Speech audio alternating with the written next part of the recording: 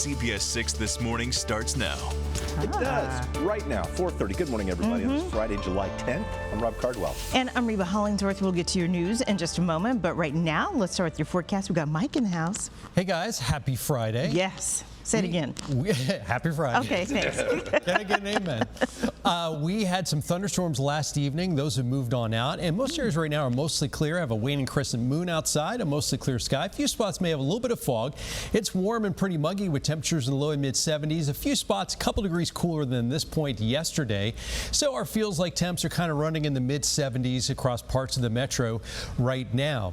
Not much going on. A few scatter clouds off towards the west, but these were the showers and thunderstorms that came through late yesterday afternoon and last evening, especially hitting the northern neck and middle peninsula. But things are calm right now. For today, we'll have some sunshine this morning, maybe a pop-up storm in a couple spots by about noon, 1 o'clock, mostly well west of I-95. Better chance for a few scattered thunderstorms from about mid-afternoon through about mid-evening. High today in the low and mid-90s across the metro. The heat index in some spots will get close to about 100 degrees. A few spots may even get a smidge above that. And any storm that pops up today could have some damaging wind gusts, but they should not be quite as concentrated as they were yesterday in the northern neck and middle peninsula. Watching some cooler, less humid air from the north. That'll move in by the end of the weekend. We'll track that for you coming up. Reba? All right, thanks, Mike. 4 people have now been charged with first-degree murder in connection with a double homicide in Caroline County. Our crime insider John Burkett has the latest in the investigation and shares the voice and heartache of one of the victims' mothers. For 3 long months, Caroline County investigators would wait for answers from the state lab. On July 7th, a DNA hit would take them to Culpeper County to make a death notification and to turn their investigation officially into a double homicide. Found March 27th in a wooded area off Bagby Road in the Sparta area of Caroline County, a victim whose body was discovered in heinous conditions now has a name, and investigators have a clearer path towards justice. Thanks to the ME's office down in Richmond, they were able to send some DNA off and have it analyzed, and it came back.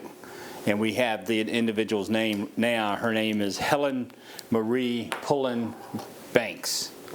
She's 56 years old. Deputies believe she knew at least one of the 4 suspects arrested in April. All 4 have now been indicted by a grand jury for first-degree murder of Pullen Banks and 18-year-old Jaden McCummer. There are 31 indictments in all: murder, robbery, conspiracy, and weapons charges. She had been in the Richmond area, they're in the Richmond area, and for some reason or another, they picked her, brought her up there, and basically assassinated her. McCummer's body was discovered about 5 miles away, partially submerged in a pond. Investigators believe he was killed after Pullen Banks, and the motive for his murder was robbery. Pullen Banks was living at a recovery house in Richmond on a several-month mission to get clean, sidetracked by a relapse and riding dirty. Her mom says Helen battled addiction for 40 years. She knew it was an uphill fight, but never imagined her oldest child's life would end this way. I'm very upset over that because, nobody should be treated or endure anything like that, I just feel like no life should be taken in that manner. Pullen Banks was a mom of 5 and a grandmother to 6. Tomorrow night on CBS 6 News at 11, more of my conversation with her mom and about her justice expectations. John Burkett, CBS 6 News. Richmond public school leaders, including Superintendent Jason Camrus, met Thursday to discuss what to do about a significantly lower level of funding than what they expected. Joy Foltz has a story including how it could impact teachers. Just days after Richmond public school leaders learned that the funding they received from the state would be almost $9 million less than they expected, Superintendent Jason Camrus stood before City Council to see how they could help offset the gap. We are trying to avoid any reductions of pay, trying to avoid layoffs, trying to avoid furloughs. With major plans to raise teacher pay this year by 4%, Camrus and 9th District School Board Chair Shavonda Fernandez explained just how much they needed that one-time grant, as its absence means RPS will no longer be able to fulfill the promise. In total, a 3.17% increase for teachers, we won't unfortunately be able to get all the way to the 4%. One way they suggested the city helping them finance this loss is moving revenue generated by a real estate tax. Money that would potentially help them avoid major cuts like the elimination of the annual substitute role. These are individuals who essentially serve on the faculty. They're always there at the school, and they jump in if needed at any time. A move they told council school staff expressed their concern with, and one they wanted to avoid at all costs. We are also looking at reducing some vacancies and increasing class sizes in a few cases, particularly at the secondary level, proposing to sell any non-mission critical vehicles, equipment, eliminating all non-essential professional development, travel, food for meetings. As the chair of the Richmond City Council Education and Human Services Standing Committee, Councilwoman Stephanie Lynch responded, calling for a more in-depth discussion on how they might be able to help. She also questioned that if money is moved this year, how would RPS fulfill the gap next year? RPS funding has continued to increase every year. The needs are not going away. And we, we're going to find ourselves in this predicament probably for the foreseeable future. Fernandez explaining that while they would still have this shortfall in the next budget, fulfilling some of it now would give them more time to plan ahead. One-time funding would at least give us an opportunity, since we've only found out about this last week, gives us time and space to really truly do an analytical approach to how we're going to move forward. For CBS 6 News, I'm Joy Foltz. RPS leaders are set to meet with City Council again on July 23rd. Lieutenant Governor Ghazala Hashmi is asking the Virginia State Corporation Commission to mandate Dominion Energy and Next Era to provide more information before formally filing their proposed merger. Our Taylor Locke has been following the news surrounding that merger and sat down with Hashmi to ask her why she wanted to intervene right now. We've got a company from another state that is proposing to acquire our large electric utility. I think we need to be careful and ensure that 5 years, 10 years down the line, we're not going to regret this decision. It's a decision that would create the largest energy company in America. A deal so large and complex that Virginia's Lieutenant Governor Ghazala Hashmi sat down to tell me she thinks it can't be fairly reviewed in only 6 months under the standard SEC review process. We just need to give our regulators enough time so that they are able to do the due diligence, that they're able to assess the impacts that we're going to see here in Virginia, and that they get some clarity and some real answers to very important questions. Before the SEC can consider the Dominion Energy and NextEra merger filing, the process requires both companies to answer 28 baseline questions. Hashmi says that's not enough. In a letter to the SEC, she proposes 64 questions instead. Her top concern, the impact on you as a ratepayer. We know that electric costs are rising. The monthly electric bill is something that many families are having challenges in paying. And if this acquisition means increased costs for our families, that's my top line concern. Another she has is regarding the bill credits we previously reported on. According to Dominion President Ed Bain, the merger would provide $1.8 billion in bill credits to customers. And if you look roughly, if you allocate across the classes, it's roughly a $10 per month credit for a residential customer. The bill credits last 2 years after the deal is closed. What happens after that? And what are the assurances that our families aren't going to see continued escalation of electric costs, and that we have guarantees that we are not going to put greater burdens and impositions on families. The 64 questions cover the merger's cost, benefit, risk, governance, competition, and customer impact. She says the companies answering it would provide clarity and real answers to questions needed to be able to make an informed decision on this acquisition. Dominion expects to file its formal merger application within the next few months. The SEC says once it gets that application, there will be opportunities for you to share your voice. In Richmond, I'm Taylor Locke, CBS 6 News. They are proof that motivation and inspiration come in all shapes and sizes. An update on the Special Olympian and documentary star from Goochland and the boxing gym in Hopewell that's producing new stars in the sport in this week's Beyond the Roster.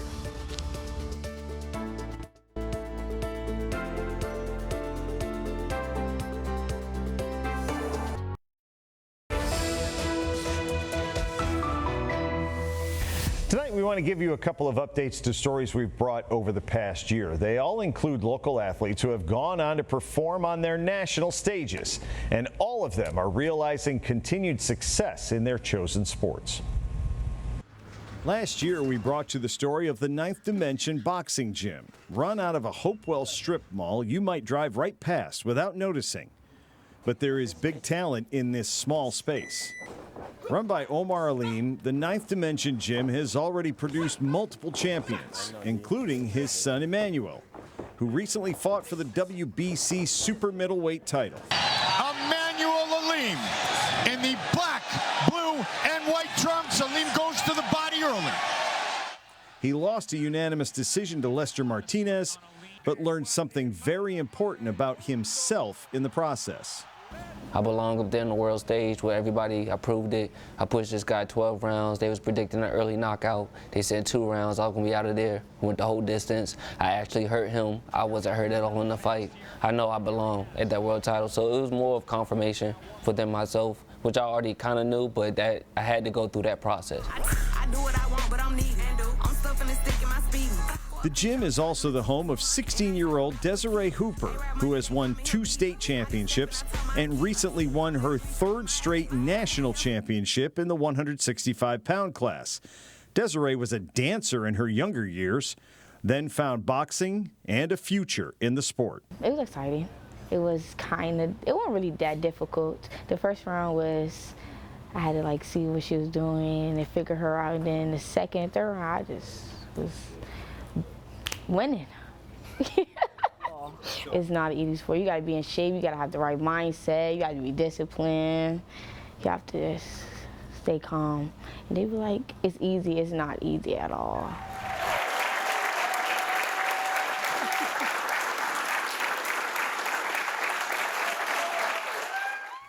Earlier this year, we showed you the reception in Ashland for a short documentary on Goochland's Connor Emmert, a Special Olympian who has persevered through some significant physical challenges.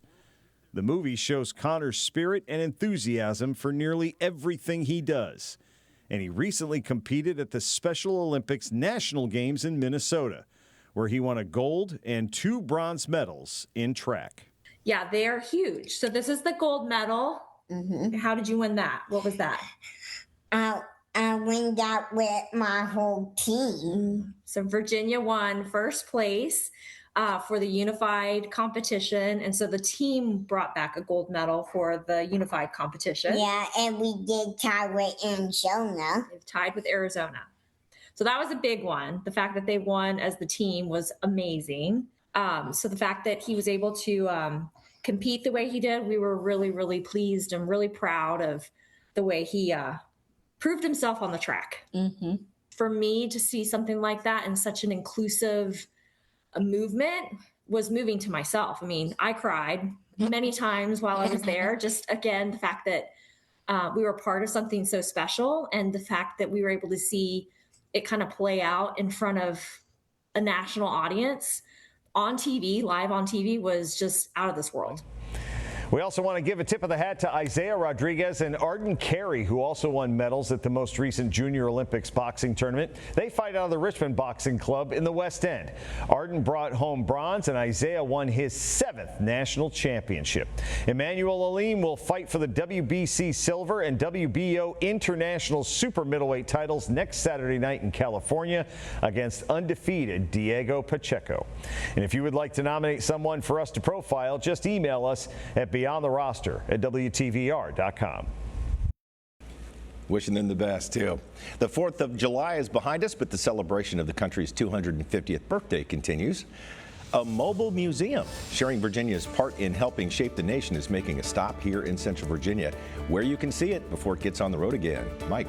Bobby Ray, we have mostly clear skies outside right now. It is warm and humid today, heading up to the low and mid 90s. Much of the day is dry. Some scattered thunderstorms possible this afternoon. Some of those may have some strong wind gusts. Close to 90 at noon. It feels like temp today between 95 and 100. We'll have your weekend and 7-day forecast coming up after the break. But time for our first Window World picture of the morning. This one comes to us from Mary Woody, and this is called Looking Out the Window at VCU. Thanks, Mary. And if you have a pic that you want to send to us, you can use the CBS 6 Weather Authority app, or you can email pics@WTVR.com. From CBS 6, the Weather Authority, meteorologist Mike Stone. Hey, good Friday morning. It is 4:50. We have a mostly clear sky outside this morning, and if you look out, you might even see the waning crescent moon to greet you. It is currently 75 degrees out at the airport, and in terms of the humidity outside, we have dew points in the low 70s right now. They were kind of in the mid 70s yesterday, so it's gotten a little bit better across the region in terms of the humidity, but still feels pretty muggy outside. About 70 to 75 in terms of the current temperatures. It is going to be a hotter, muggy day today, but we are watching this cold front to the north and west. This is going to come through late tomorrow, and that's going to finally tug in some cooler, less humid air into the region as we go into Sunday and Monday. There are some showers and thunderstorms off to our west.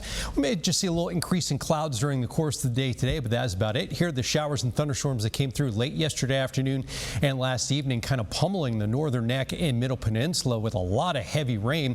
Some scattered afternoon and evening thunderstorms today and tomorrow. The chance tomorrow will be a little bit higher than today. And with the higher humidity, heavy rainfall is possible with localized flooding, kind of like what we've seen in recent days. And we could also have a few storms that have some stronger wind gusts. We have a marginal risk of severe weather, which we'll talk about in just a second. For today, sunshine mixing with increasing clouds, about 85 to 90 by about noontime. A couple thunderstorms popping up near I-81. Then this afternoon, some low and mid 90s with scattered thunderstorms turning a little bit more numerous between about 3 and 8 o'clock or so. And then once these move on through, they'll kind of dissipate later this evening, and tomorrow morning we'll have temperatures in the upper 60s and low 70s. Tomorrow afternoon, kind of more of the same. Some scattered thunderstorms popping up, but highs will be a little bit cooler, upper 80s to low 90s, and those scattered storms will be with us through tomorrow evening. So the severe weather risk today, a level 1 out of 5 marginal. Yesterday we had a slight risk, so now this is a lower risk area wide for today, and still that risk for tomorrow with some strong wind gusts until that front makes it all the way through on Sunday. Really no chances for severe weather. Still staying muggy today into tomorrow. Cold front comes through, turns less humid on Sunday, and then a lot more comfortable Sunday night, Monday, and Monday night before it starts turning hotter and more humid next week. Some low at mid 90s today, near 90 tomorrow, then a high of 85 on Sunday, 86 and dry on Monday with some lows in the 60s Monday night. Might even have a few upper 50s far north and west, but then we're back up to 90 Tuesday and mid 90s Wednesday and Thursday. 4:53, let's get our first check of your morning drive with Kristen. Hey, good morning, Mike. Let's take a look outside. This reported as a crash in Colonial Heights, and zooming into it from our 511 camera view angle, Interstate 95 northbound. Here we are at Temple Avenue. I'd say just north of Temple Avenue. So moving away from Colonial Heights, heading into Chesterfield, that north right shoulder blocked. Our safety vehicle's not on scene, so I'll be keeping an eye out for VDOT to arrive. 3 travel lanes still remain open. Once we see any flashing lights, they're of course moving over to the center lane and left lane. I'll continue to keep an eye out there. So that will be in our Tri-City areas. Working your way away from Petersburg, away from Colonial Heights. 95 northbound was the activity. There are 2 overnight work zones that I can somewhat see from our 511 cameras. One would be close to Belvedere, Interstate 95 southbound, about mile marker 76, the VCU exit between the Bryan Park interchange and downtown, the 95 and Interstate 64 ramp. If you're following real-time traffic here, after Arthur Ashe Boulevard, Lombardi Street overpass, you would see some of that activity on the south right side of the roadway. Also picking up a right lane, right shoulder closure in Henrico, north of the Bryan Park interchange, pretty close to Parham Road. So about mile marker 82 to 83, you'll see some of those cones out. Rob, Reba? Thanks, Kristen. A museum on wheels will soon park here in Central Virginia. VA 250 Mobile Museum Experience is making a stop at Pole Green Park in Mechanicsville today as part of Hanover's Tomato Festival. From 5 to 9 p.m. this evening and 9 a.m. to 1 on Saturday, you can see the museum's Out of Many One exhibit for free. The immersive museum, housed inside an expandable tractor trailer, is traveling across the country sharing stories of Virginia's rich history. It officially hit the road in January and will continue its journey until September.